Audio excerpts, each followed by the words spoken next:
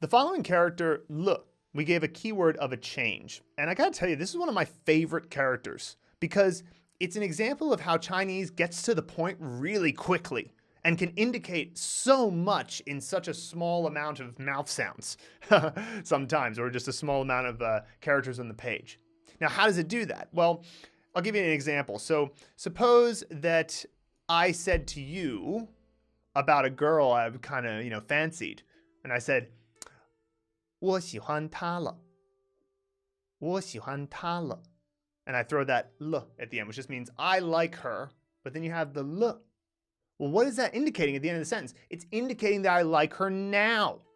That I didn't like her in the past necessarily. It's not that I hated her. I didn't have feelings for her, but now I do, right?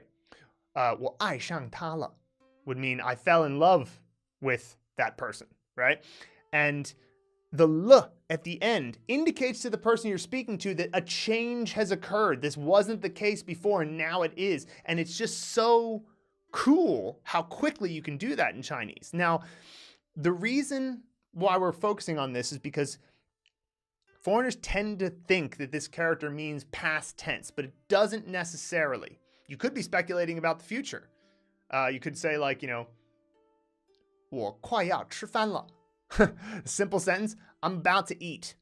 But the l says like, yeah, and then I will have eaten, basically, right? It's kind of that sort of speculation about the future. And so because of that, we don't want you to think that it means past tense. Instead, we want you to think that it's a change. So when it comes to keyword connection, this is actually quite easy. Just imagine the person from your life who has gone through the most change. Like I think in high school, we always had like a person who was like biggest change through high school or whatever. And I actually remember a guy, his name was Bob. And when he first went into high school, was one of those guys who like would wear like band shirts, kind of gothy, that type of thing. And then he suddenly went into like getting into track and field, and he started getting really into running, and he got sporty. So he kind of went from goth to jock. And so he actually got that award in middle school. I don't know if you call it an award, just a yearbook recognition.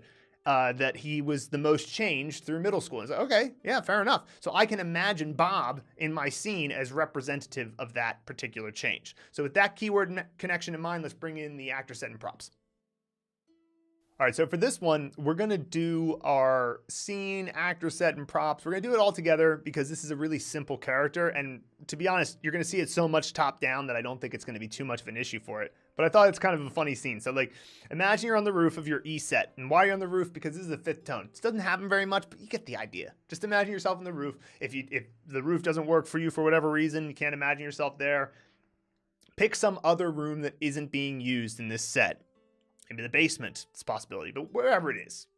There you are with your male actor, L male actor, and you're there with Dr. Spock, and you got the hockey stick. Now, wherever you are, imagine the person you know who went through the biggest change. I'll just use my friend Bob for this example. So Bob's there, and he's looking kind of gothy, and he's got these posters all over his wall that he's just like, I hate hockey. He's got like pictures of hockey players with big like X's over them. And he's also got Star Trek pictures that he just like thinks are ridiculous. And he's just like, I hate Star Trek. Star Trek sucks.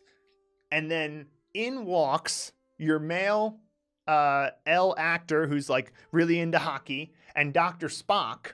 And they just start having a bit of a montage of a good time with your friend who went through the change, in this case, Bob.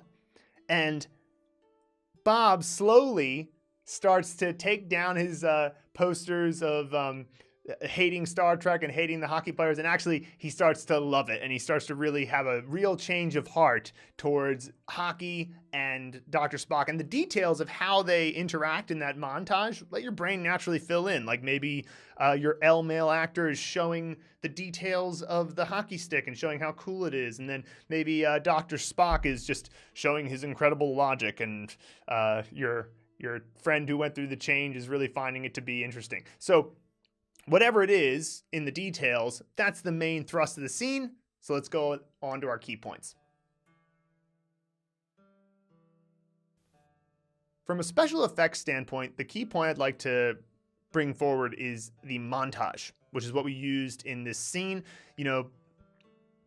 if you want to get across that somebody went through a psychological or emotional change within one movie scene, it's really the only option you have. It's like, oh, Rocky is out of shape and he's not a good boxer. Well, let's have a 2-minute montage showing how he's training, and then all of a sudden he's a good boxer. So in the same way, you've got your friend who didn't like the things because that's what the scene gave you. There's a hockey stick and Dr. Spock, so he didn't like Star Trek and hockey. That's letting the props give you inspiration, right? And then you just go, okay, he goes through that change by talking to Dr. Spock and by, your L male actor educating the friend on hockey and how it works. So you can see how the change takes place just by changing the camera angles and going through the emotion of it. And maybe it's a bit more of an advanced special effect technique, but, I don't know. It's not that hard. It's in so many movies that you've seen it before. You've definitely seen this concept. And really, that's the whole purpose of a montage, is to indicate that a change has happened quickly. So, montages are great. Use them in the future, and let's move on to the next video.